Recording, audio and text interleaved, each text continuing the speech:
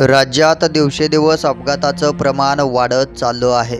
बऱ्याच जणांचा यात मृत्यू देखील होतोय। असाच एक भीषण अपघात जालन्यातून दोन मित्रांचा झालाय।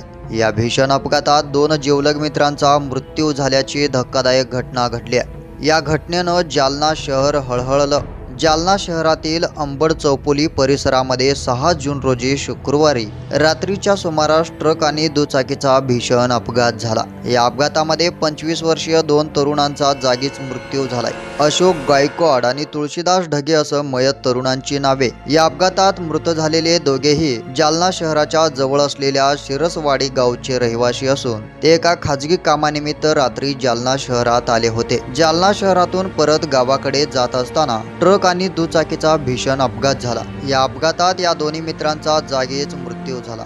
या अपघाताची माहिती शिरसवाडी गावात पोहोचताच परिसरात एकच शोककळा पसरल्या। दरम्यान दोन्ही मित्रावर शिरसवाडी गावातील स्मशानभूमीत अंत्यसंस्कार करण्यात आलं। दोघांच्या घरावर दुःखाचा डोंगरच कोसळलाय।